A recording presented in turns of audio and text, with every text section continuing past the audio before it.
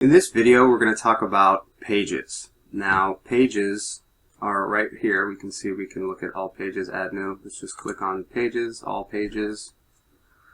You can see that we have 3 pages created here. We have the home page, which indicates to us that it's the front page. We have a contact page and a blog page, which indicates to us that it's the post page. So, more likely than not, your site will be built within what is called Visual Composer, which we'll hit on a little bit later. But if we go and click on the home page, I just want to show you how similar it looks to posts. In fact, it's identical, nearly identical. So you can see we have that title again of the page. We have the permalink again.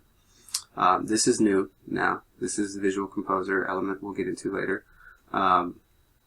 But you can see that it's the exact same editor, the WYSIWYG editor, where we can add different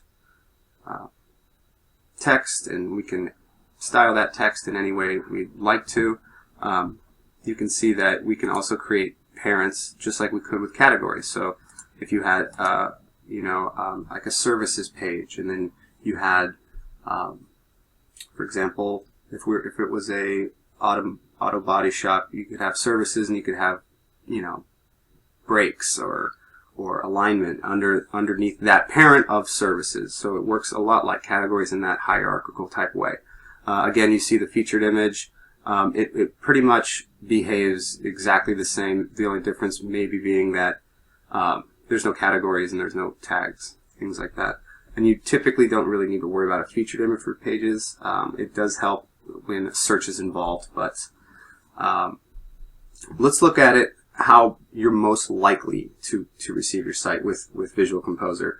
But again, you do not have to use that. You can just do a regular post, and it will come in however you style it. So more likely than not, your home page would already be set up for you. So let's take a look at the Backend Editor of Visual Composer, just to give you an idea of what that's going to be like. So more often than not, we will also have a template for like your interior pages. So let's pretend, for example, that actually let's get out of here and create a new page instead of editing the home page. So if we go to pages, we already have our home page here. We will create a new page, and we will call it test page, because that's what it is. So you can see that we have this thing that says Backend Editor. Now we can click on that, and you can hover over these, and they'll kind of tell you what they are.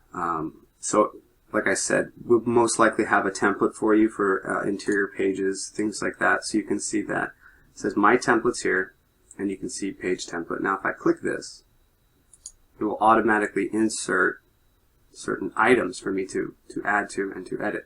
So you can see this is a single image, and we can edit that by clicking on the green little pencil, and you can see that we have all of these different options. So we have where the image is coming from, selecting the image itself, the size of the image, and it gives us an example. We can choose thumbnail, medium, large, or full sizes.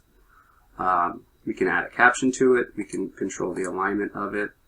This has some little styles like rounded border, bordered shadow, those types of things. You can link it to open in a lightbox. You can link it to the larger image, custom link, that kind of thing. You can add CSS animation, which is kind of fun sometimes, but not really necessary. So just for this tutorial, why don't we go ahead and add an image to it. I have a few pretty images. I like this one. So you can see it's a city skyline here. We'll call it Skyline because that's what it is. And again, take the title and put it in the alt text. We can add captions, descriptions, whatever we'd like. So we have our image selected. We click Set Image, and there is our image. And here's the image size. I want it to be the full size of the image, so I'm going to replace thumbnail with full. And I want it centered, even though it's big enough to span the entire width of the site right now. So we'll click Save Changes on that. So now we have our image. Now we have a text block. Now when we click Edit Text Block, you will see that it'll open up a dialog that looks exactly like the WYSIWYG WordPress editor that you were used to seeing in the posts, and you also see in Pages. You can see that it has the exact same options as that had. We can add media in here too. We can add text. So we can say like, give this a headline of this is a test. And because we already have the page title, why don't we go ahead and make this an H2. Let's back this off a bit, just like that. Click Save Changes. And you can see that our changes have been applied.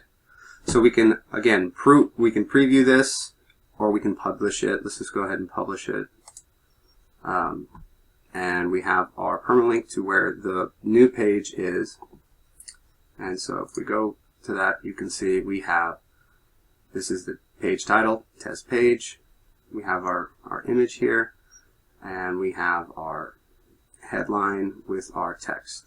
And so, like I said, there'll be usually a template set up for you, or the pages will already be created, and you can just come in and edit them. So if we wanted to edit this, we would just hover over again. You can see every time I hover over these things, I get options. And the options are edit, duplicate, and delete.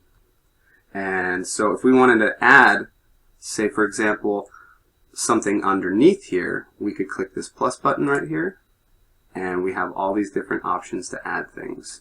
We'll get into these a little bit later, but you can see that it's very easy to edit a page in Visual Composer, especially considering that it's very visual.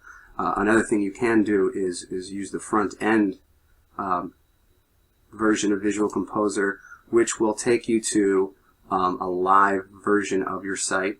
You can see that this is what the site looks like. You see, there's the image is here, the text is here, and so this is another reason why it's called Visual Composer, is that you can edit it while you're currently looking at it. So if we want to edit this image here and change it from full to, let's say, medium, and we click Save Changes, you can see that it changed right before our very eyes.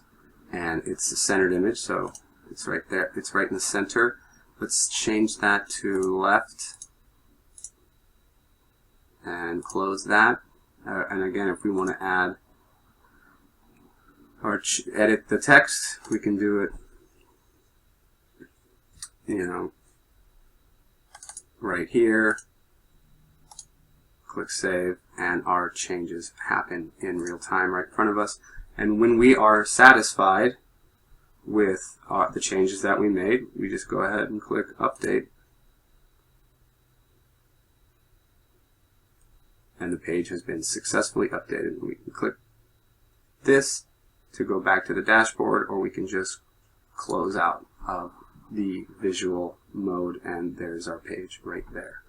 So that's pretty much all you need to know as far as pages are concerned.